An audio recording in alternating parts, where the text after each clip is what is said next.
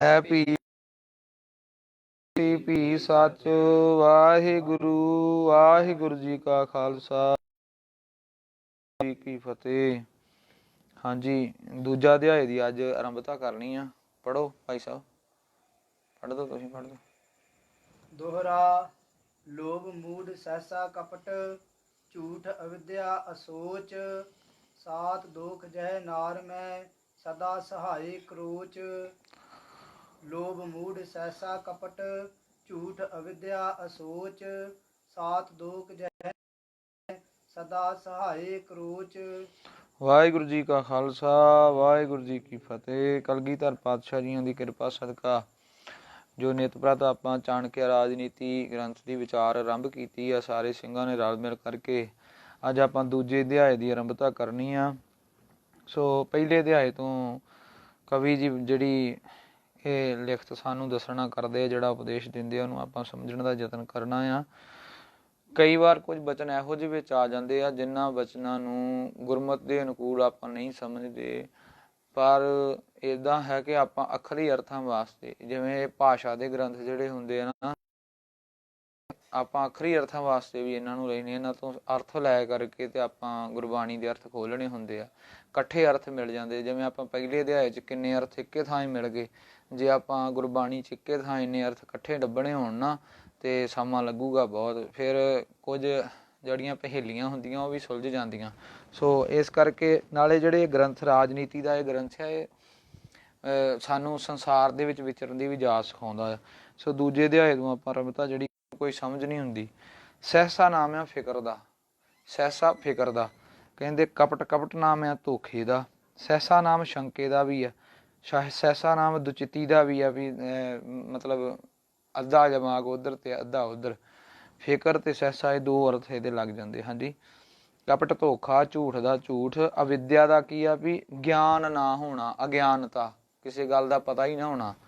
ਅਸੋਚ, ਅਸੋਚ ਨਾਮ ਆ ਅਪਵਿੱਤਰਤਾ ਦਾ, ਭਾਵ ਸਰੀਰ ਨੂੰ ਬਣ ਜਾ, ਸਰੀਰ ਤੇ ਨਹੀਂ ਰੱਖਣੀ ਸਰੀਰ ਦੀ। ਸਾਤ ਦੋਖ ਜਹ ਨਾਰ ਸਹਾਈ ਕਰੋਚ। ਕਹਿੰਦੇ ਭਾਵੇਂ ਇਸਤਰੀ ਦੇ ਵਿੱਚ ਉਪਰੋਕਤ 7 ਕਮਜ਼ੋਰੀਆਂ ਨੇ, ਭਾਵੇਂ ਇਹ 7 ਕਮਜ਼ੋਰੀਆਂ ਨੇ। ਕਿਹੜੀਆਂ? ਇਸਤਰੀ ਦਾ ਸੁਭਾਅ ਲਾਲਚੀ ਹੁੰਦਾ ਆ।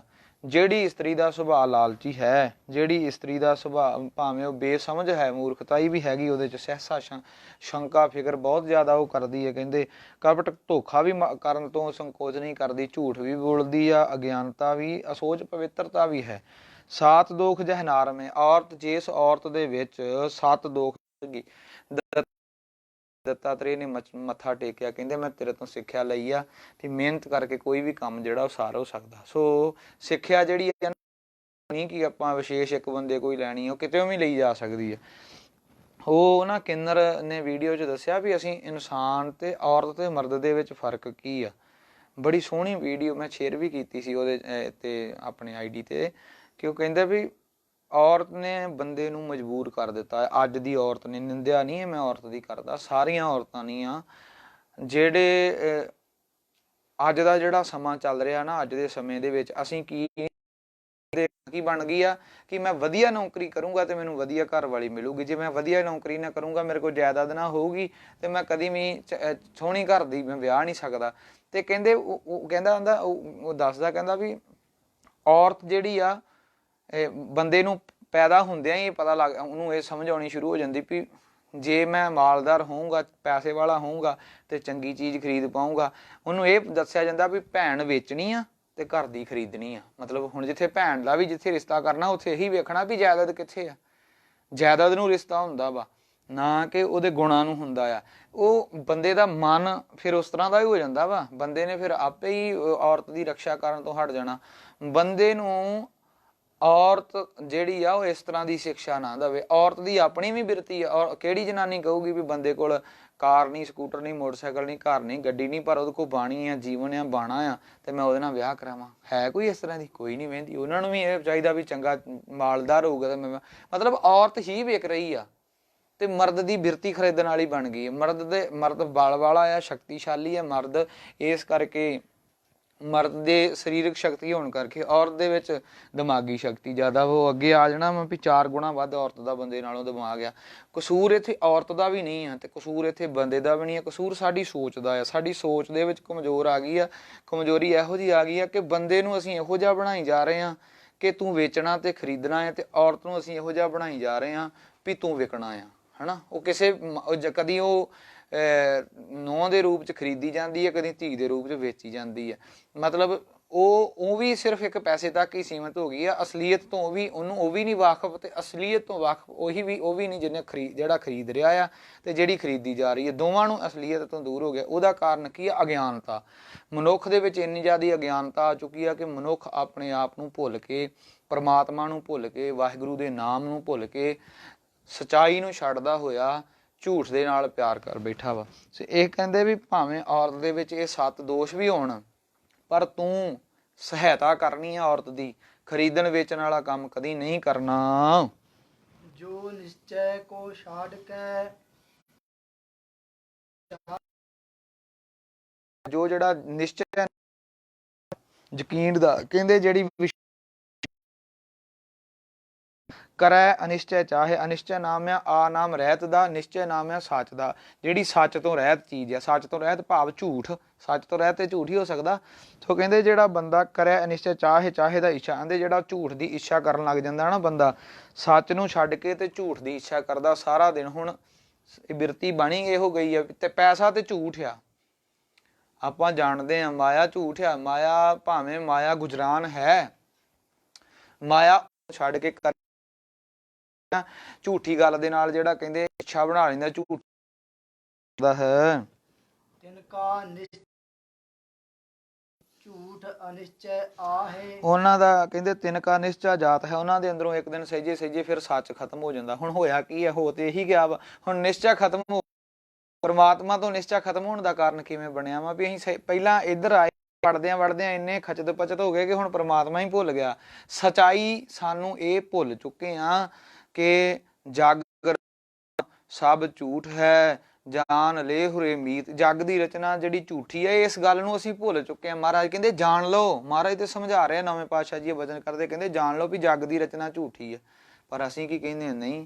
ਮਹਾਰਾਜ ਕਹਿੰਦੇ ਸੇਖ ਹਯਾਤੀ ਜਗ ਨਾ ਕੋਈ ਥਿਰ ਰਹਿਆ, ਜਿਸ ਆਸਣ ਹਮ ਬੈਠੇ ਕਿਤੇ ਬੈਸ ਗਿਆ। ਜਿੱਥੇ ਅਸੀਂ ਬੈਠੇ ਇੱਥੇ ਕਿੰਨੇ ਬਹਿ ਕੇ ਚਲ ਗਏ ਪਤਾ ਕੋਈ? ਕਿੰਨੇ ਦੀ ਧਰਤੀ ਬਣੀ ਆ, ਕਿੰਨੇ ਆਏ, ਕਿੰਨੇ ਮਰ ਗਏ ਪਤਾ ਕੋਈ? ਪਰ ਅਸੀਂ ਸਚਾਈ ਨੂੰ, ਪ੍ਰਮਾਤਮਾ ਦਾ ਸੱਚ ਕੀ ਹੈ, ਪ੍ਰਮਾਤਮਾ ਤੇ ਝੂਠ ਦੇ ਨਾਲ ਪਿਆਰ ਪਾ ਲਿਆ। ਕਹਿੰਦੇ ਇਸੇ ਤਰ੍ਹਾਂ ਝੂਠ ਅਨਿਸ਼ਚੈ ਮਾਏ। ਫਿਰ ਕਹਿੰਦੇ ਉਹਨਾਂ ਦਾ ਨਿਸ਼ਚਾ ਚੱਲ ਜਾਂਦਾ ਵਾ ਤੇ ਉਹ ਅਨਿਸ਼ਚੈ ਝੂਠੀ ਗੱਲ ਦੇ ਵਿੱਚ ਹੀ ਜਿਹੜਾ ਵਾ ਉਹ ਵਿਸ਼ਵਾਸ ਕਰਨ ਲੱਗ ਜਾਂਦੇ। ਉਹਨਾਂ ਦਾ ਸਾਰੇ ਝੂਠ ਹੀ ਉਹਨਾਂ ਨੂੰ ਸੱਚ ਲੱਗਦਾ।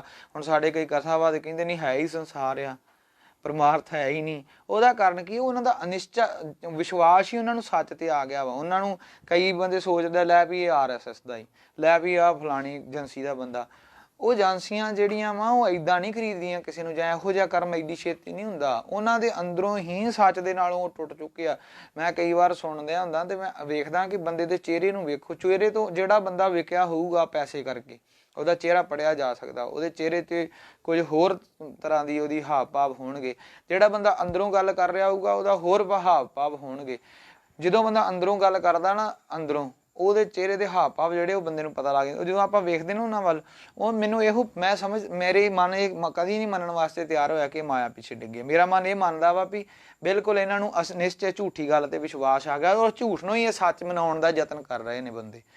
ਅਸਲ 'ਚ ਉਹਨਾਂ ਦਾ ਝੂਠ, ਸੱਚ ਤੋਂ ਵਿਸ਼ਵਾਸ ਜਿਹੜਾ ਉਹ ਚੁੱਕਿਆ ਜਾ ਚੁੱਕਾ, ਔਰ ਝੂਠ ਤੇ ਹੀ ਉਹਨਾਂ ਨੇ ਵਿਸ਼ਵਾਸ ਬਣਾ ਲਿਆ। ਹੁਣ ਉਹ ਝੂਠ ਨੂੰ ਸੱਚ ਬਣਾ ਕੇ ਸਾਬਤ ਕਰ ਰਹੇ ਨੇ। ਸੋ ਅੱਗੇ ਪੜ੍ਹੋ ਜੀ। ਨਦੀ ਗਿਰਾਵੇ ਕੂਲ ਕੋ, ਕੁਲਹਿ ਗਿਰਾਵੇ ਨਾਰ। ਨਦੀ ਗਿਰਾਵੇ ਕੂਲ ਕੋ। ਨਦੀ ਕਹਿੰਦੇ ਆ, ਨਦੀ ਨੂੰ ਗਿਰਾਵੇ ਕਹਿੰਦੇ ਸੁੱਟਣ ਨੂੰ, ਕੂਲ ਕਹਿੰਦੇ ਕੰਢੇ ਨੂੰ। ਕਹਿੰਦੇ ਨਦੀ ਜਿਹੜੀ ਆ ਉਹ ਕੂਲ ਨਾਮ ਕੰਢੇ ਦਾ, ਕਹਿੰਦੇ ਜਦੋਂ ਪਾਣੀ ਦਾ ਉਹਦਾ ਵਹਾਅ ਚੱਲਦਾ ਉਹਦੇ ਕੰਢਿਆਂ ਨੂੰ ਆਪਣੇ ਵਿੱਚ ਸੁੱਟ ਲੈਂਦੀ ਆ। ਕੁਲਹਿ ਨਾਮ ਆ ਪਰਿਵਾਰ ਦਾ, ਤੇ ਗਿਰਾਵੇ ਕਹਿੰਦੇ ਸੁੱਟਣ ਦਾ, ਤੇ ਨਾਰ ਕਹਿੰਦੇ ਔਰਤ ਨੂੰ। ਕਹਿੰਦੇ ਕੁੱਲ ਜਿਹੜੀ ਆ ਉਹਨੂੰ ਨਾਰ ਜਿਹੜੀ ਆ ਉਹ ਸੁੱਟ ਲੈਂਦੀ ਆ। ਜਿਵੇਂ ਨਦੀ ਜਦੋਂ ਚੜ੍ਹਦੀ ਆ ਤੇ ਕੰਢੇ ਆਪਣੇ ਵਿੱਚ ਸੁੱਟਦੀ ਆ। ਜੇ ਔਰਤ ਬਦ ਚੱਲਣ ਹੋ ਜੇ, ਧੀ ਆਪਣੀ ਬਦ ਚੱਲਣ ਹੋ ਜੇ, ਭੈਣ ਬਦ ਚੱਲਣ ਹੋ ਜੇ, ਤੇ ਉਹ ਕੁੱਲ ਦੀ ਇੱਜ਼ਤ ਨੂੰ ਸੁੱਟ ਦੇਣਾ ਕਰਦੀ ਆ। ਅੱਗੇ ਪੜ੍ਹੋ। ਇਨਕਾ ਏਕ ਸੁਭਾਵ ਹੈ ਰਹਿਓ ਆਪ ਸੰਭਾਰ। ਇੱਥੇ ਔਰਤ ਦੀ ਨਿੰਦਿਆ ਨਹੀਂ, ਕਹਿੰਦੇ ਇਨਕਾ ਏਕ ਸੁਭਾਵ ਹੈ, ਇਹਨਾਂ ਦਾ ਇੱਕੋ ਹੀ ਸੁਭਾਅ ਆ। ਰਹਿਓ ਆਪ ਸੰਭਾਰ, ਸਮੇਂ ਸਮੇਂ ਦੇ ਨਾਲ ਪਹਿਲਾਂ ਔਰਤ ਤੇ ਪਾਬੰਦੀਆਂ ਸੀ, ਔਰਤ ਪਾਬੰਦੀਆਂ ਦੇ ਨਾਲ ਘਰ ਦੇ ਵਿੱਚ ਰਹਿੰਦੀ ਸੀ ਔਰ ਇੱਜ਼ਤ ਮਾਣ ਦੇ ਨਾਲ ਉਹ ਸਤਿਕਾਰ ਉਹਦਾ ਇੱਜ਼ਤ ਮਾਣ ਸੀ। ਅੱਜ ਹੁਣ ਸਮਾਂ ਬਦਲ ਗਿਆ ਵਾ। ਅੱਜ ਉਹ ਸਮਾਂ ਨਹੀਂ ਕਿ ਔਰਤ ਨੂੰ ਧੱਕੇ ਦੇ ਨਾਲ, ਪਿਆਰ ਦੇ ਨਾਲ, ਉਹਨੂੰ ਗਿਆਨ ਦੇ ਨਾਲ, ਸੂਝ ਬੂਝ ਦੇ ਨਾਲ ਉਹਨੂੰ ਸਮਝਾ ਕੇ ਵੀ ਤੂੰ ਸਾਡੇ ਘਰ ਦੀ ਧੀ ਆ, ਤੂੰ ਸਾਡਾ ਸਿਰ ਦਾ ਤਾਜ ਆ। ਜੇ ਉਹਨੂੰ ਪਿਆਰ ਦੇ ਨਾਲ ਵਿਸ਼ਵਾਸ ਉਹਦਾ ਜਿੱਤ ਕੇ ਉਹਨੂੰ ਆਪਣੇ ਕੋਲ ਸਤਿਕਾਰ ਦੇ ਨਾਲ ਸਮਝਾਵਾਂਗੇ ਤਾਂ ਉਹ ਸਾਡਾ ਸਿਰ ਦਾ ਤਾਜ ਬਣ ਕੇ ਰਹੇਗੀ। ਆਪਣੇ ਆਪ ਨੂੰ ਉਹਦੇ ਕੋਲ ਹੋ ਸਕਦਾ ਇੰਨੀ ਮੱਤ ਆ ਜਾਂ ਕਈ ਉਤਾਰ ਚੜਾਅ ਆਉਂਦੇ ਨੇ, ਇਸ ਕਰਕੇ ਇਨਕਾ ਇੱਕ ਸੁਭਾਅ ਹੈ। ਨਦੀ ਦਾ ਤੇ ਕੁੱਲ ਦਾ ਇੱਕੋ ਹੀ ਸੁਭਾਅ ਆ। ਇਹਨਾਂ ਨੇ ਜਦੋਂ ਉਛਾਲਾ ਖਾਣਾ, ਜਵਾਨੀ ਆਉਣੀ, ਇੱਕ ਤਰ੍ਹਾਂ ਡੋਲਣਾ ਹੀ ਡੋਲਣਾ ਬੰਦੇ ਨੇ। ਕਹਿੰਦੇ ਰਹੀ ਉਹ ਆਪ ਸੰਭਾਰ, ਕਿਸ ਤਰ੍ਹਾਂ ਸਾਂਭਣਾ ਆ ਔਰਤ ਨੂੰ, ਧੀ ਨੂੰ, ਭੈਣ ਨੂੰ। ਉਹ ਕਹਿੰਦੇ ਆਪਣਾ ਆਪੇ ਵਿਚਾਰੋ, ਉਹਦੇ ਲੱਛਣਾਂ ਨੂੰ ਵਿਚਾਰੋ, ਉਹਦੇ ਗੁਣਾਂ ਨੂੰ ਵੇਖ ਕੇ ਵਿਚਾਰ ਕੇ ਤੇ ਉਹਨੂੰ ਸਮਝਾ ਕੇ ਬਚਾ ਕੇ ਰੱਖੋ। ਇਹ ਆਪਣੀ ਜ਼ਿੰਮੇਵਾਰੀ ਸਮਝੋ। ਰਹੀ ਉਹ ਆਪ ਸੰਭਾਰ, ਆਪਣਾ ਆਪ ਬਚਾ ਕੇ ਰੱਖਿਓ, ਨਹੀਂ ਤੇ ਕੁੱਲ ਨੂੰ ਦਾਗ ਲੱਗ ਜੂਗਾ। ਅੱਗੇ ਪੜੋ। ਚਾਰ ਪਦਾਰਥ ਮੈਂ ਕਛੂ ਜਿਨਕੇ ਏਕੋ ਨਾ ਹੈ। ਚਾਰ ਪਦਾਰਥ ਕਿਹੜੇ ਨੇ? ਚਾਰ ਪਦਾਰਥ ਨੇ ਧਰਮ, ਅਰਥ, ਕਾਮ ਤੇ ਮੋਖ। ਤਾਂ ਚਾਰ ਪਦਾਰਥ ਗੁਰਬਾਣੀ 'ਚ ਵੀ ਆਉਂਦਾ ਵਾ। ਚਾਰ ਪਦਾਰਥ ਜੇ ਕੋ ਮਾਗਿਆ ਸਾਧ ਜਨਾ ਕੀ ਸੇਵਾ ਲਾਗੇ। ਚਾਰ ਪਦਾਰਥ ਨੇ ਧਰਮ। ਪਹਿਲਾ ਅਰਥ ਆ ਵੀ ਧਰਮ ਦਾ ਅਰਥ ਹੁੰਦਾ ਵਾ ਧਰਮ ਦੇ ਵਿੱਚ ਪਰਪੱਕਤਾ, ਕਿ ਅਸੀਂ ਧਰਮੀ ਹੋਈਏ, ਅੰਮ੍ਰਿਤਧਾਰੀ ਹੋਈਏ।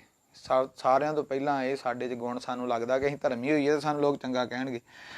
ਫਿਰ ਕਹਿੰਦੇ ਧਰਮ ਤੋਂ ਬਾਅਦ 'ਚ ਆਉਂਦਾ ਅਰਥ। ਅਰਥ ਨਾਮ ਹੈ ਲੋੜਾਂ ਦਾ, ਸਾਡੀਆਂ ਲੋੜਾਂ ਪੂਰੀਆਂ ਹੋਣ, ਇਹ ਸਾਡੀ ਇੱਛਾ ਹੁੰਦੀ ਆ। ਫਿਰ ਕਾਮ, ਸਾਡੀਆਂ ਕਾਮਨਾਵਾਂ ਪੂਰੀਆਂ ਹੋਣ। ਤੇ ਫਿਰ ਅਖੀਰ ਤੇ ਸਾਡੀ ਇੱਕ ਇੱਛਾ ਕੀ ਹੁੰਦੀ ਹੈ ਵੀ ਮੋਕਸ਼, ਅਸੀਂ ਮੁਕਤ ਵੀ ਹੋ ਜਾਈਏ। ਕਹਿੰਦੇ ਚਾਰ ਪਦਾਰਥ ਮੈਂ ਕਛੂ, ਚਾਰ ਪਦਾਰਥਾਂ ਦੇ ਵਿੱਚੋਂ ਕੋਈ ਵੀ ਜਿਨ ਕਾ ਏਕੂ ਨਾ ਹੈ, ਜਿਨ੍ਹਾਂ ਦੇ ਘਰ ਦੇ ਵਿੱਚ ਇੱਕ ਵੀ ਚੀਜ਼ ਨਹੀਂ ਹੈਗੀ। ਅੱਗੇ ਪੜੋ।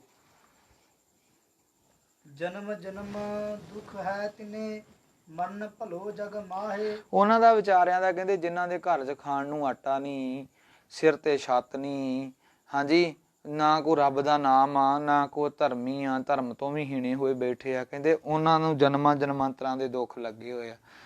ਤਿੰਨ ਮਰਨ ਭਲੋ ਜਗ ਮਾਹੇ, ਉਹਨਾਂ ਦੇ ਤੇ ਮਰਨਾ ਹੀ ਚੰਗਾ ਆਂਦੇ ਜੱਗ ਦੇ ਵਿੱਚ, ਤੇ ਮਰਿਆਂ ਦੇ ਸਮਾਨ ਹੀ ਆ ਉਹਨਾਂ 'ਚ। ਤੇ ਮਰਿਆਂ 'ਚ ਕੋਈ ਮਤਲਬ ਨਰਕੀ ਭੋਗ ਰਿਹਾ ਇਸ ਸੰਸਾਰ ਤੇ ਵੀ।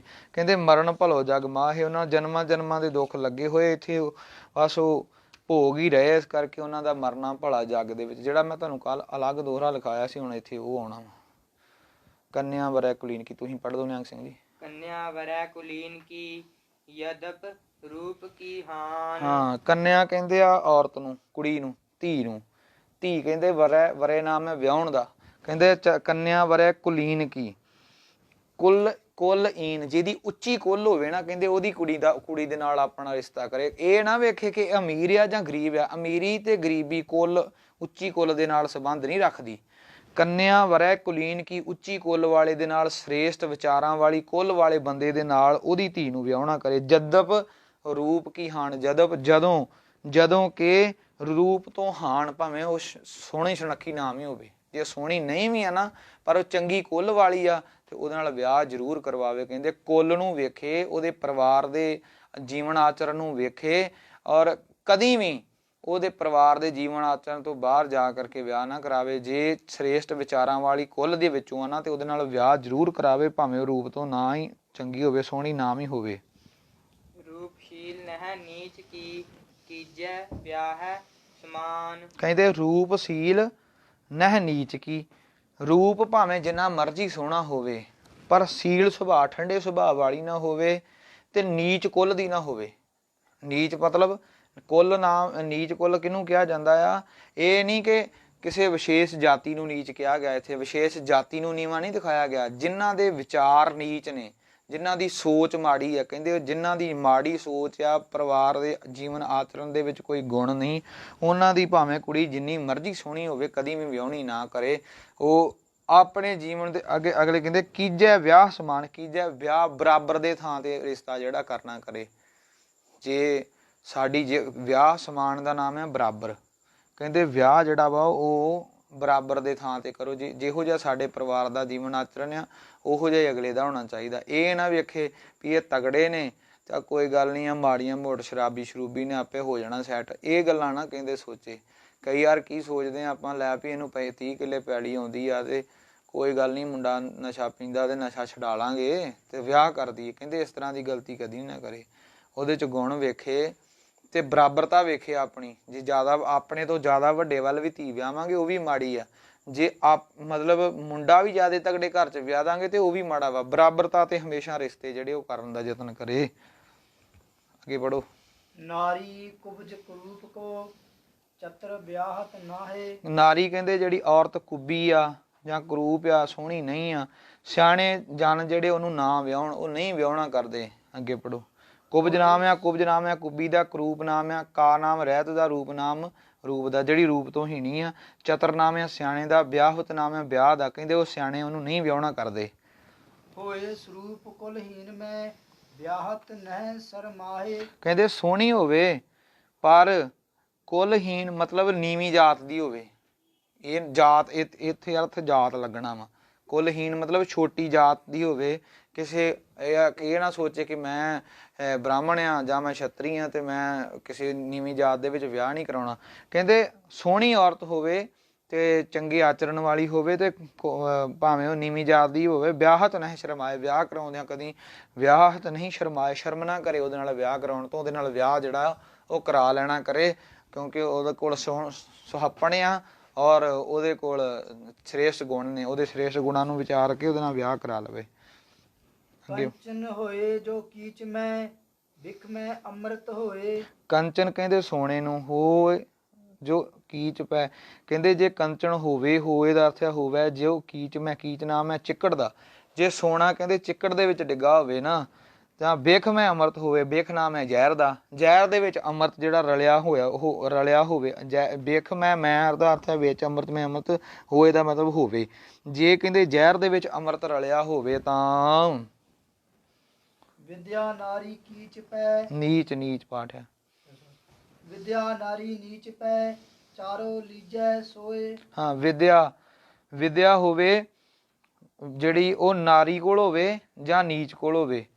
ਵਿਦਿਆ ਨਾਰੀ ਦੇ ਕੋਲ ਹੋਵੇ ਜਾਂ ਨੀਚ ਕੋਲ ਹੋਵੇ। ਕਹਿੰਦੇ ਚਾਰੋਂ ਲੀਜੈ ਸੋਏ। ਪੈ ਨਾਮ ਹੈ ਦੁੱਧ ਦਾ।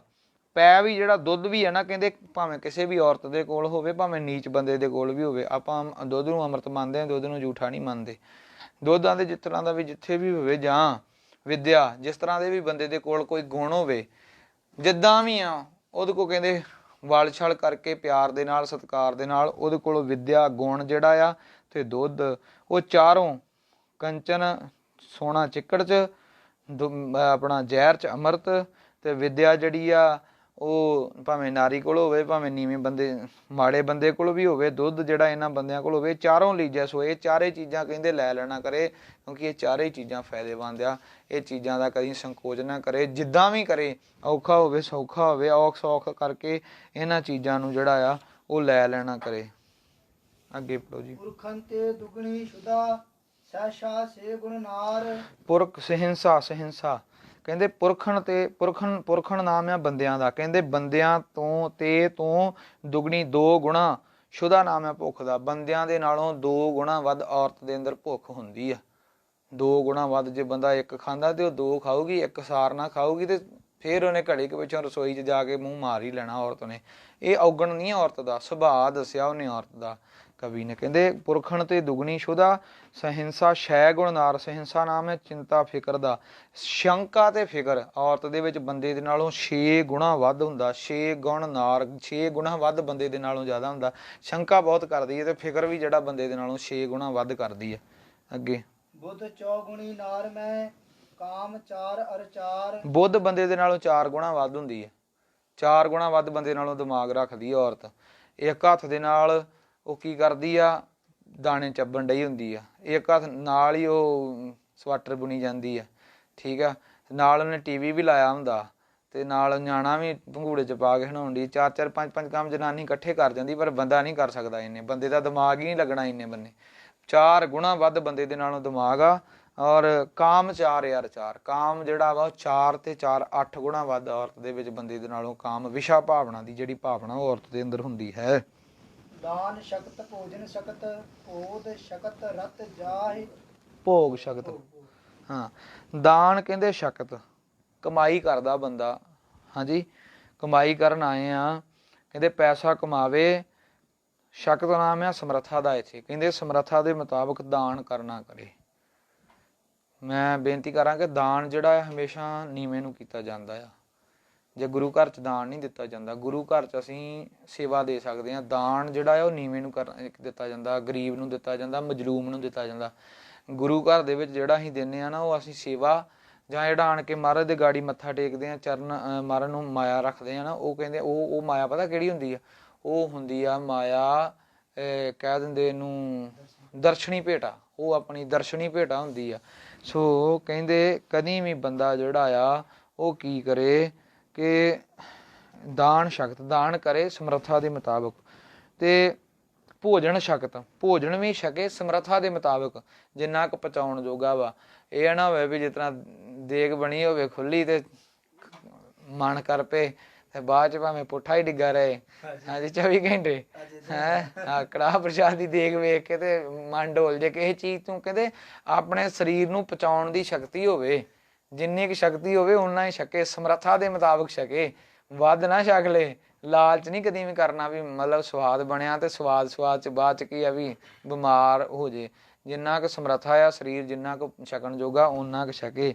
ਭੋਗ ਸ਼ਕਤ, ਭੋਗ ਨਾਮ ਆ ਪਦਾਰਥਾਂ ਦਾ, ਪਦਾਰਥਾਂ ਨੂੰ ਭੋਗਣ ਦੀ ਸ਼ਕਤੀ। ਕਹਿੰਦੇ ਇਹ ਵੀ ਸਮਰੱਥਾ ਦੇ ਮੁਤਾਬਕ ਹੀ ਭੋਗਣਾ ਕਰੇ।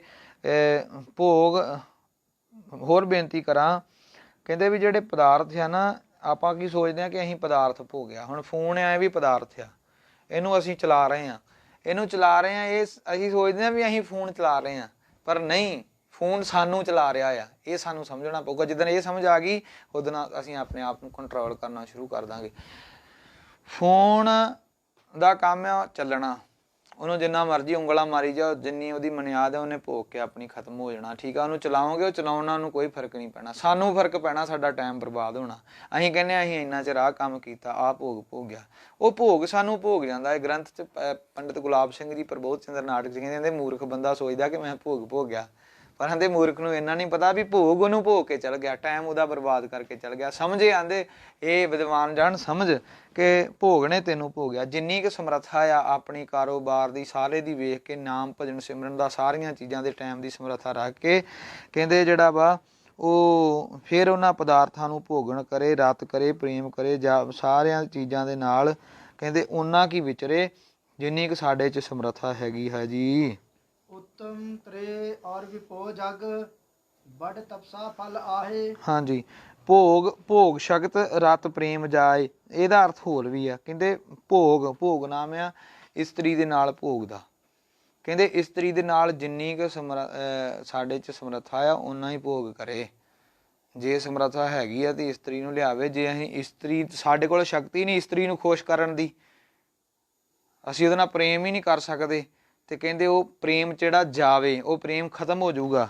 ਜਾ ਇਹਦਾ ਅਰਥ ਹੈ ਜਾਵੇ। ਕਹਿੰਦੇ ਪ੍ਰੇਮ ਖਤਮ ਹੋ ਜਾਊਗਾ ਜੇ ਸਾਡੇ 'ਚ ਸ਼ਕਤੀ ਨਹੀਂ ਹੈਗੀ, ਸਾਡੇ ਸਰੀਰ 'ਚ ਭੋਗ ਕਰਨ ਦੀ ਸ਼ਕਤੀ ਨਹੀਂ, ਤੇ ਇਸਤਰੀ ਵਿਆਹ ਕੇ ਘਰ ਲੈਣ ਦੀ, ਤੇ ਇਸਤਰੀ ਬਾਅਦ 'ਚ ਕਿੱਥੋਂ ਰਹਿਣੀ ਹੈ? ਫਿਰ ਉਹ ਅੱਡੀਆਂ ਹੀ ਪੈਣੀਆਂ, ਜੁੱਤੀਆਂ ਹੀ ਪੈਣੀਆਂ ਸਿੱਧੀ। ਇਹ ਹੈ ਨਾ, ਜੇ ਸਮਰੱਥਾ ਹੈ ਬਹੁਤ ਘਰਾਂ ਦੀ, ਇਹ ਨਾਮਰਦਗੀ ਜਿਹੜੀ ਆ ਉਹ ਜਦੋਂ ਇਨਸਾਨ 'ਚ ਆ ਜਾਂਦੀ ਹੈ ਨਾ, ਤੇ ਉਹ ਫਿਰ ਕੀ ਹੁੰਦਾ ਵਾ ਕਿ ਬੰਦਾ ਕੀ ਨਾਂ ਲੈਂਦੇ ਦੁੱਖ ਭੋਗਦਾ ਆ। ਫਿਰ ਸੋਚਦਾ ਕਿ ਮੈਂ ਮਰ ਜਾ, ਮੈਂ ਉਹ ਕਰ ਲਾਂ। ਪਰ ਜਿੰਨੀ ਜੇ ਸਮਰੱਥਾ ਹੈ ਤੇ ਵਿਆਹ ਕਰਾਵੇ। ਜੇ ਉਹਨੂੰ ਖੁਸ਼ ਰੱਖਣ ਜੋਗੇ ਆ ਤਾਂ ਵਿਆਹ ਕਰਾਈਏ, ਜੇ ਨਹੀਂ ਖੁਸ਼ ਰੱਖਣ ਜੋਗੇ ਤੇ ਜਵਾਬ ਦੇ ਦੀ। ਕਹਿੰਦੇ ਸਮਰੱਥਾ ਰੱਖ ਕਰਕੇ ਕਰੇ। ਅੱਗੇ ਉੱਤਮ ਤ੍ਰਿਆ, ਉੱਤਮ ਨਾਮ ਹੈ ਚੰਗੀ ਦਾ। ਕਹਿੰਦੇ ਚੰਗੀ, ਤ੍ਰਿਆ ਨਾਮ ਔਰਤ ਦਾ। ਚੰਗੀ ਔਰਤ, ਚੰਗੀ ਘਰ ਵਾਲੀ। ਵਿਭੋ ਨਾਮ ਹੈ ਵਿਭੂਤੀ ਦਾ। ਵਿਭੂਤੀ ਨਾਮ ਆ ਧਨ ਦੌਲਤ ਦਾ। ਕਹਿੰਦੇ ਚੰਗੀ ਘਰ ਵਾਲੀ, ਧਨ ਦੌਲਤ ਜੱਗ ਦੇ ਵਿੱਚ ਕਿਵੇਂ ਪ੍ਰਾਪਤ ਹੁੰਦੀ ਹੈ? ਵੱਡ ਤਪਸਾ ਫਲ ਆਹੇ। ਵੱਡੀ ਤਪੱਸਿਆ ਦਾ ਫਲ ਆ। ਇਹ ਤਿੰਨ ਚੀਜ਼ਾਂ, ਇਹ ਦੋ ਚੀਜ਼ਾਂ ਮਿਲਣੀਆਂ, ਧਨ ਦੌਲਤ ਤੇ ਚੰਗੀ ਘਰ ਵਾਲੀ। ਚੰਗੀ ਘਰ ਵਾਲੀ ਵੀ ਜਣੇ ਖਾਣੇ ਨੂੰ ਨਹੀਂ ਮਿਲਦੀ, ਤੇ ਜਾਇਦਾਦ ਵੀ ਜਣੇ ਖਾਣੇ ਕੋਲ ਨਹੀਂ ਹੁੰਦੀ। ਜਿਹੜੀ ਚੰਗੀ ਘਰ ਵਾਲੀ ਆ ਨਾ, ਉਹ ਪਿਛਲੇ ਜਨਮ ਦੀ ਸਾਡੀ ਕੋਈ ਵੱਡੀ ਤਪੱਸਿਆ ਆ, ਨਹੀਂ ਤੇ ਨਰਕੀ ਭੋਗਦੇ ਮੇਰੇ ਵਰਗੇ ਬਾਅਦ 'ਚ ਫਿਰ ਜਦੋਂ ਕੰਮ ਔਖਾ ਹੋ ਜਾਂਦਾ। ਇਸ ਕਰਕੇ ਇਹ ਔਰਤ ਜਿਹੜਾ ਨਾ ਇਹ ਵੀ ਚੰਗੀ ਔਰਤ ਸ੍ਰੇਸ਼ਟ ਸੁਭਾਅ ਵਾਲੀ, ਇਹ ਵੱਡੇ ਤਪੱਸਿਆ ਦਾ ਫਲ ਹੁੰਦਾ। ਅੱਗੇ ਦੱਸਦੇ ਆ ਜੀ, ਅੱਗੇ ਪੜੋ। ਆਗਿਆਕਾਰੀ ਪੁੱਤਰ ਹੋਏ ਔਰ ਮਿੱਠ ਬੋਲੀ ਨਾਰ। ਆਗਿਆਕਾਰੀ ਜੇਕਰ ਪੁੱਤਰ ਹੋਵੇ, ਆਗਿਆਕਾਰੀ ਦਾ ਮਤਲਬ ਸਤਿਕਾਰ ਕਰਨ ਵਾਲਾ, ਪੁੱਤਰ ਦਾ ਪੁੱਤ ਹੋਵੇ ਔਰ ਮਿੱਠ ਨਾਮ ਹੈ ਮਿੱਠੇ ਬੋਲਾਂ ਵਾਲੀ, ਮਿੱਠਾ ਬੋਲਣ ਵਾਲੀ, ਜੇ ਘਰ ਦੇ ਵਿੱਚ ਘਰ ਵਾਲੀ ਹੋਵੇ। ਤਨ ਆਪਣੋ ਸੰਤੋਖ ਮਨ ਚਾਰ ਸਵਰਗ ਸੰਸਾਰ। ਕਹਿੰਦੇ ਧਨ ਆਪਣੇ ਕੋਲ ਵਾਧੂ ਹੋਵੇ, ਸੰਤੋਖ ਮਨ, ਧਨ ਦੇ ਹੋਣ ਦੇ ਬਾਵਜੂਦ ਜੇ ਸਾਡੇ ਮਨ 'ਚ ਸੰਤੋਖ ਹੋਵੇ ਤੇ ਇਹ ਧਨ ਤੇ ਬੜਿਆਂ ਕੋਲ ਹੈ ਪਰ ਸੰਤੋਖ ਨਹੀਂ ਹੈਗਾ। ਧਨ ਤੇ ਕਈਆਂ ਨੂੰ ਇੰਨਾ ਨਹੀਂ, ਗਿਣਤੀ ਨਹੀਂ ਕਰ ਸਕਦੇ ਵੀ ਸਾਡੇ ਕੋਲ ਹੈ, ਪਰ ਸੰਤੋਖ ਨਹੀਂ ਹੈਗਾ। ਕਹਿੰਦੇ ਇਸਤਰੀ ਸਤਿਕਾਰ ਕਰਨ ਵਾਲਾ, ਪੁੱਤਰ ਆਗਿਆਕਾਰੀ ਹੋਵੇ, ਔਰਤ ਘਰ ਵਾਲੀ ਮਿੱਠ ਬੋਲੀ ਹੋਵੇ, ਮਿੱਠੇ ਸੁਭਾਅ ਨਾਲ ਬੋਲਦੀ ਹੋਵੇ, ਤੇ ਧਨ ਵੀ ਆਪਣੇ ਕੋਲ ਮਹਾਰਾਜ ਦੀ ਕਿਰਪਾ ਨਾਲ ਖੁੱਲਾ ਹੋਵੇ, ਤੇ ਮਨ ਦੇ ਵਿੱਚ ਸੰਤੋਖ ਹੋਵੇ। ਚਾਰ ਸਵਰਗ ਸੰਸਾਰ, ਇਹ ਚਾਰ ਸਵਰਗ ਨੇ ਸੰਸਾਰ ਦੇ ਵਿੱਚ ਹੀ। ਜਿਹੜੇ ਬੰਦੇ ਕੋਲੇ ਚਾਰੇ ਨੇ ਉਹ ਸਵਰਗ ਭੋਗ ਰਿਹਾ, ਉਹਦੇ ਕੋਲ ਇਸ ਤੋਂ ਵੱਡਾ ਹੋਰ ਕੋਈ ਸੰਸਾਰ ਦੇ ਵਿੱਚ ਉਹ ਸਵਰਗ ਆ ਜਿਹੜਾ ਸਵਰਗ ਦਾ ਉੱਤੇ ਮਿਲਣਾ, ਉਹ ਇੱਥੇ ਉਸ ਸਵਰਗ ਨੂੰ ਮਾਣ ਰਿਹਾ ਹੈਗਾ ਜੀ। ਅੱਗੇ ਪੜੋ।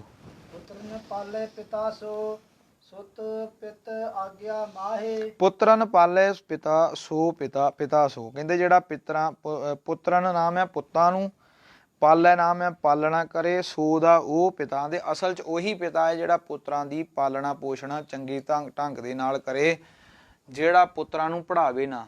ਪਿਤਾ ਕਲਿਆਣ ਦਾਸ ਜੀ ਧੰਨ ਗੁਰੂ ਨਾਨਕ ਦੇਵ ਮਹਾਰਾਜ ਸੱਚੇ ਪਾਤਸ਼ਾਹ ਜੀਆਂ ਦੇ ਜਿਸ ਵੇਲੇ ਗੁਰੂ ਨਾਨਕ ਸਾਹਿਬ ਜੀ ਬੱਚੇ ਸਨ ਨਾ ਜੀ, ਮਹਾਰਾਜ ਨੂੰ ਪੜ੍ਹਨੇ ਪਾਉਣ ਵਾਸਤੇ ਉਹਨਾਂ ਨੇ ਮਨ 'ਚ ਸੋਚਿਆ ਕਿ ਜੇ ਮੈਂ ਨਾ ਪੜ੍ਹਾਇਆ ਨਾ, ਜਿਹੜਾ ਉਹ ਪਿਓ ਪਾਪੀ ਹੁੰਦਾ ਵਾ, ਵੱਡਾ ਪਾਪੀ ਆ ਜਿਹੜਾ ਆਪਣੇ ਪੁੱਤਾਂ ਨੂੰ ਪੜ੍ਹਾਉਂਦਾ ਨਹੀਂ, ਧੀਆਂ ਪੁੱਤਾਂ ਨੂੰ। ਕਹਿੰਦੇ ਉਹਨਾਂ ਇੱਕ ਇਤਿਹਾਸ ਬਚਣਾ ਦਾ ਉਹਨਾਂ ਨੇ ਕਿਹਾ ਵੀ ਨਾ, ਇਹ ਕੰਮ ਮੈਂ ਕਦੀ ਨਹੀਂ, ਗਲਤੀ ਨਹੀਂ ਕਰਨੀ, ਮੈਂ ਪੜ੍ਹਾਉਣਾ ਵਾ। ਤੇ ਗੁਰੂ ਨਾਨਕ ਸਾਹਿਬ ਜੀਆਂ ਨੂੰ 3-4 ਜਗ੍ਹਾ ਤੇ ਉਹਨਾਂ ਨੇ ਪੜ੍ਹਾਉਣ ਖੜਿਆ। ਆਪਾਂ ਇਤਿਹਾਸ ਪੜ੍ਹਦੇ ਹਾਂ। ਪੁੱਤਰਨ ਪਾਲੇ ਪਿਤਾ ਸੋ, ਅਸਲ 'ਚ ਪਿਓ ਉਹੀ ਹੈ ਜਿਹੜਾ ਪੁੱਤਰਾਂ ਦੀ ਚੰਗੀ ਤਰ੍ਹਾਂ ਤੇ ਪਾਲਣਾ ਕਰਦਾ। ਸੁਤ ਪਿਤ ਆਗਿਆ ਮਾਹੇ। ਸੁਤ ਦਾ ਅਰਥ ਹੁੰਦਾ ਪੁੱਤਰ। ਪਹਿਲਾਂ ਸੁੱਤ ਹੀ ਆਉਂਦੇ ਹੁੰਦੇ ਸੀ, ਉਹ ਬਾਅਦ ਵਿਗੜਦਾ ਪੁੱਤ ਬਣਿਆ। ਜਿਵੇਂ ਸਵੇਰੇ ਮੈਂ ਬੇਨਤੀ ਕਰ ਰਿਹਾ ਸਾਂ, ਸੁਕਰਾਂਤ ਪਹਿਲਾਂ ਸੁਕਰਾਂਤ ਹੀ ਸ਼ਬਦ ਸੀ, ਤੇ ਉਹ ਬਾਅਦ 'ਚ ਵਿਗੜਦਾ ਸੰਗਰਾਂਦ ਬਣ ਗਿਆ। ਤੇ ਇਸੇ ਤਰ੍ਹਾਂ ਸੁੱਤ ਤੋਂ ਵਿਗੜਦਾ ਪੁੱਤ ਬਣਿਆ ਵਾ। ਕਹਿੰਦੇ ਅਸਲ 'ਚ ਪੁੱਤ ਉਹ ਕੌਣ ਆ? ਪਿਤ ਆਗਿਆ ਮਾਹੀ, ਜਿਹੜਾ ਪਿਤਾ ਦੀ ਆਗਿਆ ਹੁਕਮ ਦੇ ਵਿੱਚ ਆ, ਜੋ ਪਿਓ ਕਹਿੰਦਾ ਉਹਦੇ ਹੁਕਮ 'ਚ ਚੱਲਦਾ ਵਾ। ਪਿਓ ਉਹ ਆ ਜਿਹੜਾ ਪੁੱਤ ਨੂੰ ਪਾਲਦਾ ਵਾ, ਤੇ ਪੁੱਤ ਉਹ ਆ ਜਿਹੜਾ ਪਿਓ ਦੀ ਆਗਿਆ ਦੇ ਵਿੱਚ ਆ। ਅੱਗੇ ਪੜੋ। ਮਿੱਤਰ ਸੋ ਜੋ ਸਾਚਾ ਰਹੇ ਨਾਰ ਪਤਿਵ੍ਰਤਾ ਆਹੇ। ਹਾਂ, ਮਿੱਤਰ ਉਹ ਆ, ਸੋ ਦਾ ਅਰਥ ਉਹ ਮਿੱਤਰ। ਅਸਲ ਦੇ ਵਿੱਚ ਸੱਚਾ ਮਿੱਤਰ ਉਹੀ ਆ ਜੋ ਸਾਚਾ ਰਹੇ, ਜਿਹੜਾ ਆਪਣੇ ਨਾਲ ਸੱਚਾ ਵਫਾਦਾਰ ਰਹੇ, ਝੂਠ ਨਾ ਬੋਲੇ, ਧੋਖਾ ਨਾ ਕਰੇ। ਅਸਲ ਮਿੱਤਰ ਉਹੀ ਆ ਜਿਹੜਾ ਸੱਚਾ ਰਹੇ। ਬਾਬਾ ਜੀ, ਮਿੱਤਰ ਉਹ ਆ ਜਿਹੜਾ ਸੱਚਾ ਰਹੇ। ਹਾਂਜੀ। ਨਾਰ ਕਹਿੰਦੇ ਘਰ ਵਾਲੀ ਨੂੰ। ਕਹਿੰਦੇ ਘਰ ਵਾਲੀ ਕਿਹੜੀ ਹੈ? ਜਿਹੜੀ ਪਤਿਵ੍ਰਤਾ, ਜਿਹੜੀ ਪਤੀਵ੍ਰਤਾ ਧਰਮ ਦੇ ਵਿੱਚ ਪ੍ਰਪੱਖ ਹੈ, ਜਿਹਨੇ ਪਤੀ ਤੋਂ ਬਿਨਾਂ ਹੋਰ ਕਿਸੇ ਵੱਲ ਅੱਖ ਨਹੀਂ ਚੁੱਕ ਕੇ ਵੇਖੀ, ਜਿਹੜੀ ਪਤੀ ਨੂੰ ਪਰਮੇਸ਼ਰ ਕਰਕੇ ਜਾਣਦੀ ਆ। ਧਨ ਸਖੀ ਪਤੀ ਪਰਮੇਸ਼ਰ ਕਰ ਜਾਣਿਆ। ਧਨ ਉਹ ਸਖੀ ਔਰਤ ਹੈ ਜਿਹਨੇ ਪਤੀ ਨੂੰ ਪਰਮੇਸ਼ਰ ਕਰ ਜਾਣਿਆ, ਜਿਹਨੇ ਪਰਮੇਸ਼ਰ ਕਰਕੇ ਜਾਣ ਲਿਆ। ਗੁਰਬਾਣੀ 'ਚ ਵੀ ਬਚਨ ਆਉਂਦਾ ਵਾ, ਉਹ ਧਨ ਆ ਸਤੀ। ਕਹਿ ਦਿੰਦੀਆਂ, ਐਵੇਂ ਕਹਿ ਦਿੰਦੇ ਜੀ ਮਹਾਰਾਜ ਸਾਹਿਬ ਨੇ ਤੇ ਬਰਾਬਰਤਾ ਹੀ ਦਿੱਤੀ ਆ, ਸਤਿਕਾਰ ਔਰਤ ਦਾ ਕਰਨ ਨੂੰ ਦਿੱਤਾ ਹੈ, ਪਰ ਇਹ ਨਹੀਂ ਕਿਹਾ ਵੀ ਔਰਤ ਨੂੰ ਵੀ ਤੂੰ ਸਤਿਕਾਰ ਤੇਰਾ ਇਹੋ ਜਿਹਾ ਵੀ ਤੂੰ ਸਿਰ ਤੇ ਚੜ੍ਹ ਕੇ ਬਹਿਦਾ। ਅੱਜ ਇਹ ਪੁੱਠਾ ਚੱਲ ਗਿਆ ਕੰਮ, ਉਹ ਇਹਦੇ ਅਰਥ ਹੀ ਪੁੱਠੇ ਕਰਨ ਲੱਗ ਪਏ ਤੇ ਕਹਿ ਦਿੰਦੇ ਨਹੀਂ ਇਹ ਗਲਤ ਗੱਲ ਆ। ਮਹਾਰਾਜ ਬਰਾਬਰਤਾ ਹੀ ਦਾ ਮਤਲਬ ਇਹ ਥੋੜ੍ਹੀ ਹੈ ਕਿ ਆਪਣਾ ਇਸ ਤਰ੍ਹਾਂ ਚੱਲਿਆ ਜਾਵੇ। ਨਹੀਂ, ਬਰਾਬਰਤਾ ਹੀ ਜਿਹੜੀ ਆ ਉਹ ਇੱਕ ਅਧਿਕਾਰ, ਹੱਕ ਦਿੱਤੇ ਆ, ਬੋਲਣ ਦਾ ਅਧਿਕਾਰ ਆ, ਵਿਚਾਰ ਦਾ। ਜਿੱਥੇ ਪਤੀ ਨੂੰ ਹੁਕਮ ਆ ਕਿ ਤੂੰ ਪਤਨੀ ਨੂੰ ਹੁਕਮ ਆ ਕਿ ਤੂੰ ਪਤੀਵਰਤਾ ਧਰਮ ਦੇ ਵਿੱਚ ਰਹਿਣਾ, ਉੱਥੇ ਪਤੀ ਨੂੰ ਵੀ ਗੁਰੂ ਸਾਹਿਬ ਨੇ ਹੁਕਮ ਕੀਤੇ ਆ ਵੀ ਤੂੰ ਔਰਤ ਤੋਂ ਭੂਲ ਸੁਪਨੇ ਹੂੰ ਨਾ ਜਾਈਓ। ਮਹਾਰਾਜ ਕਹਿੰਦੇ ਪਰ ਨਾਰੀ ਕੀ ਸੇਜ ਭੂਲ ਸੁਪਨੇ ਹੂੰ ਨਾ ਜਾਈਓ। ਕਲਗੀਧਰ ਜੀ ਕਹਿੰਦੇ ਪਰਾਈ ਇਸਤਰੀ ਦੀ ਸੇਜਾ ਤੇ ਭੁੱਲ ਕੇ ਸੁਪਨੇ 'ਚ ਵੀ ਨਹੀਂ ਜਾਣਾ।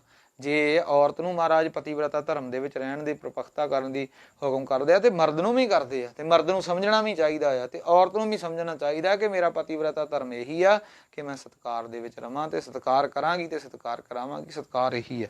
ਸੋ ਕਹਿੰਦੇ ਮਿੱਤਰ ਸੋ ਜੋ ਸਾਚਾ ਰਹੇ ਨਾਰ ਪਤਿਵ੍ਰਤਾ ਆਹੇ ਦਾ ਅਰਥ ਹੈ ਅਸਲ ਔਰਤ ਉਹੀ ਆ ਜਿਹੜੀ ਪਤੀਵਰਤਾ ਧਰਮ ਦੇ ਵਿੱਚ ਆ, ਤੇ ਮਿੱਤਰ ਉਹੀ ਆ ਜਿਹੜਾ ਸੱਚਾ ਰਹਿੰਦਾ ਹੈ ਜੀ। ਮੁਖ ਮੀਠਾ ਪਾਛੇ ਕੁਟਲ ਛਾੜ ਦਿਓ ਵਹਿ ਮਿੱਤਰ। ਮੁਖ ਮੀਠਾ, ਮੁਖ ਤੋਂ ਮੀਠਾ ਮਿੱਠਾ, ਪਾਛੇ ਪਾਛੇ ਨਾਲ ਆ ਬਾਅਦ ਵਿੱਚ, ਕੁਟਲ ਨਾਮ ਆ ਛਲ ਦਾ। ਜਦੋਂ ਮੂੰਹ ਤੋਂ ਤੇ ਬੜਾ ਮਿੱਠਾ ਸਿਪਲਾ ਵਾ, ਤੇ ਜਦੋਂ ਪਿਛਾਂ ਚੱਲ ਜਾਂਦਾ ਕੁਟਲ ਨਾਮ ਆ ਛਲ ਕਰਦਾ ਵਾ। ਛਾੜ ਦੇ ਹੋ ਵਹਿ ਮਿੱਤਰ, ਕਹਿੰਦੇ ਉਸ ਮਿੱਤਰ ਨੂੰ ਛੱਡ ਦੇਣਾ ਕਰੋ, ਉਹਨੂੰ ਛੱਡ ਦੋ, ਉਹਦੇ ਤੋਂ ਪਿਛਾ ਹੋ ਜਾਓ। ਮੂੰਹ ਤੇ ਜਿਹੜਾ ਕਹਿੰਦਾ ਵੀ ਮੈਂ ਤੇ ਤੇਰਾ ਹੀ ਆ, ਤੇ ਜਦੋਂ ਪਾਸੇ ਹੋ ਗਿਆ ਉਦੋਂ ਡੰਗ ਮਾਰਨੋਂ ਭੈੜਾ ਨਹੀਂ ਪੈਂਦਾ। ਕਹਿੰਦੇ ਇਹੋ ਜਿਹੇ ਮਿੱਤਰ ਨੂੰ ਛੱਡ ਦੇਣਾ ਕਰੋ। ਕੁਟਲ ਦਾ ਅਰਥ ਹੈ ਛਾਲ ਕਪਟੀ। ਚਲੋ। ਜਿਉ ਵਿਖ ਕੇ ਘਟ ਮੁਖ ਦੁਗਧ ਤਿਉ ਤਹਿ ਜਾਨ ਚਰਿਤਰ। ਹਾਂਜੀ, ਜਿਉਂ ਵੇਖ ਕੇ ਘਾਟ ਮੁਖ ਦੁਗਧ, ਆਂਦੇ ਉਹਦਾ ਹਿਸਾਬ ਪਤਾ ਕੀ ਆ? ਜਿਉਂ ਜਿਵੇਂ ਵੇਖ ਨਾਮ ਆ ਜ਼ਹਿਰ ਦਾ, ਕਹਿੰਦੇ ਜ਼ਹਿਰ ਦਾ ਭਰਿਆ ਹੋਇਆ ਘੜਾ, ਘਾਟ ਨਾਮ ਘੜੇ ਦਾ, ਤੇ ਮੂੰਹ ਦੇ ਉੱਪਰ ਉਹਦੇ ਦੁੱਧ ਲਾਇਆ ਵਾ। ਤਿਉਂ ਤੇ ਜਾਣ ਚਰਿੱਤਰ, ਉਹੋ ਜਿਹਾ ਉਹਦਾ ਚਰਿੱਤਰ ਜਾਣਨਾ ਕਰ। ਹੁਣ ਘੜਾ ਹੋਵੇ, ਉਹਦੇ ਚ ਥੱਲੇ ਪਾ ਕੇ ਜ਼ਹਿਰ ਤੇ ਉੱਤੇ ਦੁੱਧ ਲਾ ਦਈਏ, ਤੇ ਦੁੱਧ ਜਦੋਂ ਪੀਣ ਦੇ ਦੁੱਧ ਦੇ ਬਹਾਨੇ ਪੀਵਾਂਗੇ ਤੇ ਅੱਗੇ ਜ਼ਹਿਰ ਆ ਉਹਨੇ ਮਾਰ ਦੇਣਾ। ਉਹ ਯਾਰ ਦਾ, ਉਸ ਮਿੱਤਰ ਦਾ, ਉਸ ਦੋਸਤ ਦਾ ਵੀ ਉਹੀ ਹਿਸਾਬ ਕਹਿੰਦੇ ਜਾਣਨਾ ਕਰੋ। ਜਿਵੇਂ ਘੜੇ ਦੇ ਵਿੱਚ ਪਾਏ ਹੋਏ ਜ਼ਹਿਰ ਦੇ ਉੱਪਰ ਦੁੱਧ ਪਾਇਆ ਹੋਵੇ ਤੇ ਥੱਲੇ ਜ਼ਹਿਰ ਆ ਨਾ, ਉਹ ਜਿਹੜਾ ਮੂੰਹ ਤੋਂ ਮਿੱਠਾ ਮਿੱਤਰ ਆ ਤੇ ਪਿੱਛੋਂ ਛਾਲ ਕਪਟੀ ਆ ਨਾ, ਉਹਦੇ ਚ ਤੇ ਉਹ ਦੁੱਧ ਚ ਦੁੱਧ ਵਾਲੇ ਜ਼ਹਿਰ ਵਾਲੇ ਘੜੇ ਵਰਗਾ ਉਹਨੂੰ ਸਮਝਣਾ ਕਰੋ। ਦੋਵਾਂ ਦਾ ਇੱਕੋ ਜਿਹਾ ਚਰਿੱਤਰ ਹੈ। ਉਹਦਾ ਚਰਿੱਤਰ ਉਸੇ ਤਰ੍ਹਾਂ ਦਾ ਹੀ, ਉਹਨੇ ਇੱਕ ਦਿਨ ਤੁਹਾਨੂੰ ਮਾਰਨਾ ਹੀ ਮਾਰਨਾ, ਉਹਦਾ ਨੁਕਸਾਨ ਪਹੁੰਚਾਊਗਾ, ਉਹ ਤੋਂ ਬਚ ਜਾਓ। ਅੱਗੇ ਪੜੋ। ਸ਼ਤਰੂ ਹੋਏ ਕੈ ਜੋ ਕਰੈ ਮਿਤਰਾਈ ਕੀ ਬਾਤ। ਸ਼ਤਰੂ ਕਹਿੰਦੇ ਦੁਸ਼ਮਣ ਨੂੰ, ਦੁਸ਼ਮਣ ਹੋ ਕਰਕੇ ਜੇ ਜੋ ਕਰੇ, ਜਿਹੜਾ ਦੁਸ਼ਮਣ ਹੋ ਕਰਕੇ ਜਿਹੜਾ ਕਰੇ ਕੀ ਮਿਤਰਾਈ ਕੀ, ਦੋਸਤੀ ਦੀ ਬਾਤ ਨਾ ਮੈਂ ਗੱਲ ਦਾ ਕਵੇ ਕਿ ਮੈਂ ਤੇਰੇ ਨਾਲ ਦੋਸਤੀ, ਤੇ ਹੋਵੇ ਦੁਸ਼ਮਣ ਤੇ ਮਿਤਰਾਈ ਦੀ ਗੱਲ ਕਰੇ ਕਿ ਮੈਂ ਤੇਰਾ ਸੱਜਣ ਆ, ਤੂੰ ਮੇਰਾ ਸੱਜਣ ਆ। ਅੱਗੇ ਤੈ ਵਿਸ਼ਵਾਸ ਨਾ ਕੀਜੀਐ ਅੰਤ ਕਰੇ ਵਹੁ ਘਾਤ। ਕਹੇ ਬਿਨਾ ਘਾਤ ਦਾ ਅਰਥ ਹੈ ਨਾਸ਼। ਤੇ ਵਿਸ਼ਵਾਸ ਤੇ ਨਾਮ ਆ ਉਹ ਵਿਸ਼ਵਾਸ ਉਹਦਾ, ਕਹਿੰਦੇ ਵਿਸ਼ਵਾਸ ਨਾ ਕੀਜੇ, ਉਹਦਾ ਕਦੀ ਵੀ ਵਿਸ਼ਵਾਸ ਨਾ ਕਰਨਾ। ਅੰਤ ਕਰੇ ਵਹੁ ਘਾਤ, ਅੰਤ ਵਾਲੇ ਸਮੇਂ 'ਚ ਹਮੇਸ਼ਾ ਤੁਹਾਨੂੰ ਘਾਤ ਨਾਮ ਹੈ, ਨੁਕਸਾਨ ਦਾ, ਵਿਨਾਸ਼, ਮਾਰ ਦੇਵੇਗਾ ਤੁਹਾਨੂੰ ਧੋਖੇ ਦੇ ਨਾਲ, ਛਲ ਕਪਟ ਕਰਕੇ ਉਹ ਇੱਕ ਦਿਨ ਮਾਰੇਗਾ। ਕਦੀ ਵੀ ਮਿੱਤਰ ਦੇ ਗੱਲ ਤੇ ਦੁਸ਼ਮਣ ਦੀ ਗੱਲ ਦੀ ਮਿੱਤਰਾਈ ਨਹੀਂ, ਉਹਦੇ ਨਾਲ ਮਿੱਤਰਤਾਈ ਨਹੀਂ ਪਾਉਣੀ। ਸ਼ਸਤਰ ਪਾਨ ਸਿੰਘੀ ਨਖੀ ਨਦੀ ਨਿਰਪਤ ਅਰ ਨਾਰ। ਸ਼ਸਤਰ ਪਾਣ, ਸ਼ਸਤਰ ਪਾਣ ਆ ਕਹਿੰਦੇ ਸ਼ਸਤਰ ਹੱਥ ਦੇ ਵਿੱਚ, ਪਾਣ ਨਾਮ ਆ ਹੱਥ ਦਾ, ਕਹਿੰਦੇ ਹੱਥ ਦੇ ਵਿੱਚ ਫੜਿਆ ਹੋਇਆ ਨੰਗਾ ਸ਼ਸਤਰ, ਸਰਿੰਗੀ ਸਿੰਘਾਂ ਵਾਲਾ, ਤੇ ਸਿੰਘਾਂ ਵਾਲਾ ਜਿਵੇਂ ਬੌਲਦ, ਸਿੰਘਾਂ ਵਾਲਾ ਪਸ਼ੂ ਜੇ ਡੰਗਰ, ਤੇ ਨਖੀ ਨੌਵਾਂ ਵਾਲਾ ਜਿਵੇਂ ਬਾਂਦਰ ਹੋ ਗਿਆ, ਬਿੱਲੀ ਹੋ ਗਈ, ਜਿਹਦੇ ਨੌਂ ਬੜੇ ਤਿੱਖੇ ਹੁੰਦੇ ਆ। ਨਦੀ, ਨਦੀ ਕਹਿੰਦੇ ਆ ਦਰਿਆ ਨੂੰ, ਨਦੀ ਨੂੰ, ਨਹਿਰ ਨੂੰ। ਨਿਰਪਤ, ਨਿਰਪਤ ਕਹਿੰਦੇ ਰਾਜੇ ਨੂੰ। ਅਰ ਨਾਰ, ਅਤੇ ਔਰਤ ਜਿਹੜੀ ਹੈ। ਇਨਕਾ ਕਿਆ ਇਤਬਾਰ ਹੈ ਰਹੀਏ ਆਪ ਸੰਭਾਰ। ਇਹਨਾਂ ਦਾ ਕਹਿੰਦੇ ਕੀ ਇਤਬਾਰ, ਇਹਨਾਂ ਨੇ ਕਿੱਧਰ ਨੂੰ ਤੁਰ ਪੈਣਾ। ਹਾਂਜੀ, ਇਹਨਾਂ ਦਾ ਸ਼ਸਤਰ ਪਾਣ, ਨੰਗਾ ਸ਼ਸਤਰ ਹੱਥ ਵਿੱਚ ਫੜਿਆ ਤੇ ਤੁਰੇ ਜਾਂਦੇ। ਇਹਨਾਂ ਮੜਾ ਜਾ ਉਧਰੋਂ ਭਜੰਗਣ ਦੇ ਵੱਜ ਚੱਲਿਆ ਸੀ, ਹੱਥ 'ਚ ਨੰਗਾ ਫੜਿਆ ਸੀ, ਤੇ ਕਰਨ ਲੱਗੇ ਅੱਗੇ ਨੂੰ, ਤੇ ਉਹ ਭਜੰਗਣ ਦੇ ਛੋਟੀ ਜਿਹੀ ਦੇ ਵੱਜ ਚੱਲਿਆ। ਇਹਨਾਂ ਤੋਂ ਕਹਿੰਦੇ ਸ਼ਸਤਰ ਪਾਣ, ਨੰਗਾ ਸ਼ਸਤਰ ਹੱਥ ਦੇ ਵਿੱਚ ਫੜਿਆ ਹੋਇਆ, ਸਿੰਘਾਂ ਵਾਲੇ ਪਸ਼ੂ ਦਾ ਕੋਈ ਪਤਾ ਨਹੀਂ ਕਿਹੜੇ ਵੇਲੇ ਕਿੱਥੇ ਗੁੱਸੇ ਜਾਣ ਕੇ ਤੇ ਚੁੱਕ ਕੇ ਪਰਾਂ ਮਾਰੇ, ਢੁੱਡ ਮਾਰ ਕੇ, ਵੱਖੀ 'ਚ ਸਿੰਘ ਮਾਰ ਕੇ ਮਾਰਦੇ। ਇਹਦੇ ਤੋਂ ਵੀ ਜਿਹੜਾ ਵਾ ਉਹ 10 ਕਦਮਾਂ ਪਿਛਾਂਹ ਬਚ ਕੇ ਰਹਿਣਾ, ਤੇ ਨੌਵਾਂ ਵਾਲੇ ਤੋਂ ਵੀ ਜਿਹੜਾ ਵਾ ਉਹ ਬਚ ਕੇ ਰਹਿਣਾ, ਜਿਹੜੀਆਂ ਨਹੁੰ